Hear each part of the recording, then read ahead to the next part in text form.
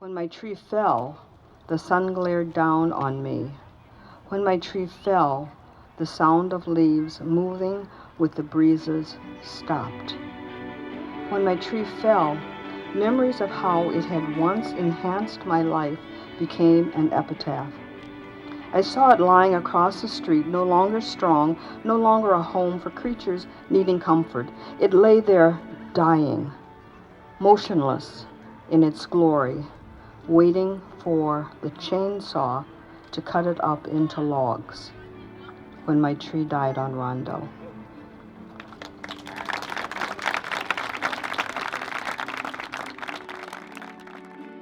About it. But children show the joy, and I just had this image of kids like hamming it up for the camera and eating tacos. And so when I was finally able to talk to Jennifer, I found out, like me, she works with children and teenagers. So I knew that my initial intuition was correct, and so that's where this image came from. Thank you. How do you measure love? In kilos of carne, el corazón del taco. Tortilla cradled, sprinkled in cilantro, slivered cebolla, salsita, salt. Grease drips down fingers. We devour each morsel, seek to be sated.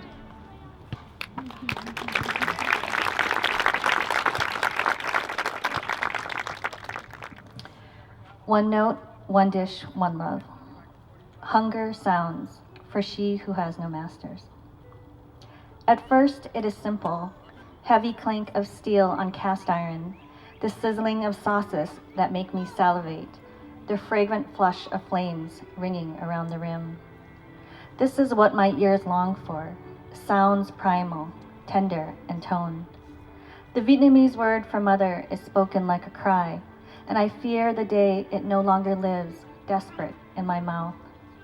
Will my body ever be full enough of language that makes me whole, that flows and fills the caverns of my heart? In the fierce echoes of blood, I hear Doi Kum Bai and crave the safety of sisterhood. Why am I here? The ant doesn't ask. The dandelion doesn't ask. The pebble doesn't ask. Do they?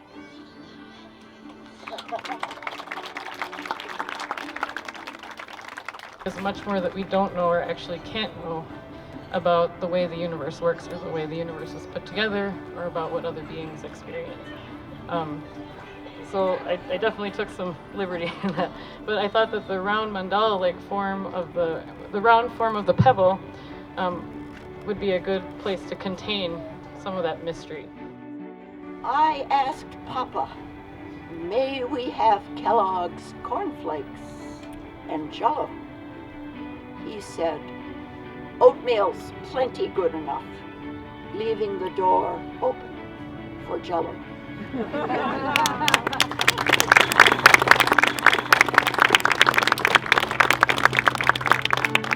I wanted the little girl to just be in joy and surprise. So it was super fun to do. And again, thank you so much for the opportunity.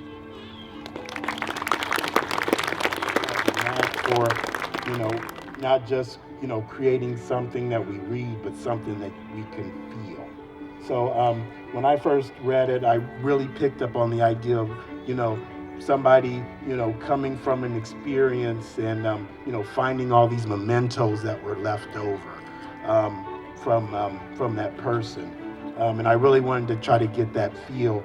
The piece has the eyes in there, like the person who's looking for this recipe for salad. So it's not so much just looking for the salad, but it's looking for this person that they care about.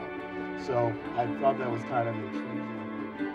Our next part of the evening is the solar-powered art rock created by youth at Imhotep Science Academy. The past 2 summers we've been working on a solar rock, and displaying it is poems for poetry in the dark in the park. For the 3 mini models, we had to shape it in a way that would make it look more like a rock.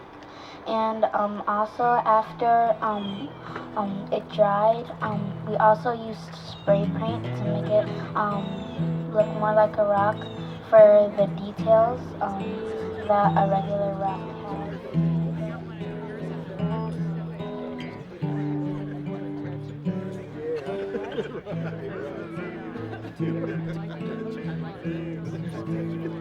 Yeah. Right. I'm really thankful to get this opportunity with the St. Paul Almanac. It kind of came out of the blue, and man, the energy tonight is great. So I'm so thankful I'm here, seeing everyone's beautiful faces, and definitely seeing everyone's art that they created. Man, it's really impressive.